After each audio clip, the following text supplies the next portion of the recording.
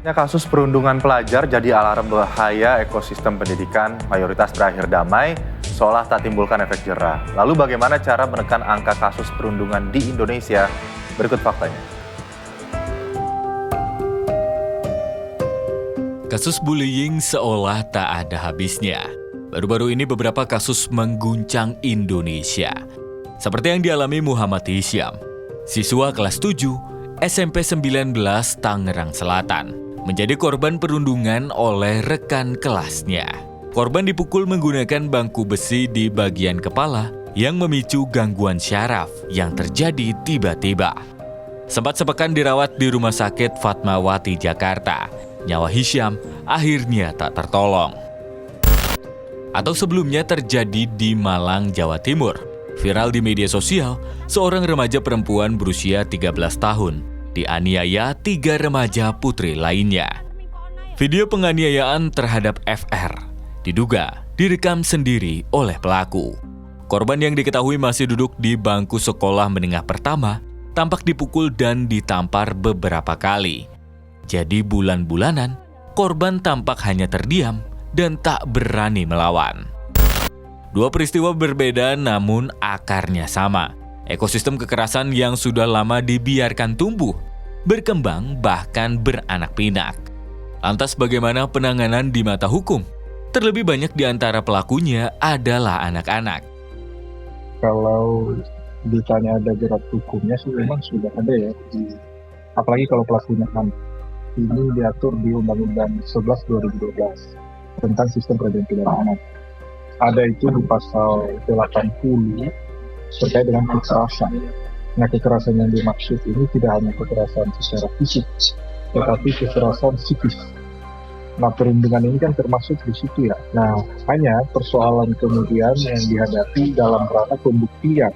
Nah, ini yang memang aparat penegak hukum agak sulit sampai ke sisi bahwa memang penyebab misalnya meninggal dunia atau sakit atau bunuh diri dan seterusnya itu akibat dari perundungan yang dilakukan. Sehingga tataran pembuktiannya di situ menemui kendala.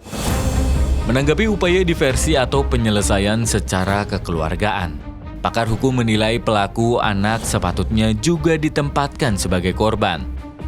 Hal ini lantaran jika hanya mengandalkan instrumen hukum, maka perilaku perundungan akan terus-menerus berulang. Nah, efektif tidaknya memang kalau hanya mengandalkan aspek hukum, ya instrumen hukum yang diandalkan, saya kira sih tidak efektif. Karena apa? Hukum itu kan dia baru ada setelah sudah kejadian kan. Tetapi bagaimana upaya-upaya non penal sebenarnya, upaya-upaya non hukumnya yang dilakukan, termasuk kehangatan keluarga tadi ya, parenting ya, kemudian psikologisnya si anak-anak ini.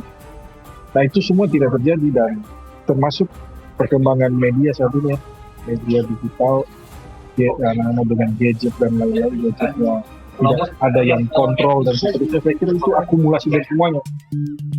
Pakar menilai lapas tidak cocok bagi anak. Hal ini lantaran anak jadi kehilangan status sosial dan tidak menyelesaikan akar masalah. Jadi bukan malah menambah pidananya, karena pidana penjara bukan solusi sekarang. Itu malah itu yang awalnya anak hanya sebagai nakal, pelaku kenakalan atau juvenile delinquents, justru malah ketika dia masuk ke penjara sekitar 3 bulan misalnya, keluar dari penjara malah dia menjadi penjahat sesungguhnya itu. Karena memang sudah terjadi juga di Australia bahwa ada satu orang anak akhirnya bunuh diri karena kemudian mengakses medsos dengan tanpa batas begitu ya. Nah, pemerintah Australia itu sudah mengeluarkan undang-undang secara resmi. Saya kira si Indonesia juga harus mempertimbangkan itu, media sosial itu dibatasi lah, sampai anak mungkin paham betul terkait dengan apa yang diakses. Jika kita terus membiarkan ekosistem kekerasan ini hidup, maka kasus perundungan di Tangerang dan Malang bukanlah yang terakhir. Mereka hanya pengingat bahwa masa depan Indonesia sedang dibentuk oleh generasi yang tumbuh dalam lingkungan yang tidak ramah. Tim Liputan melaporkan.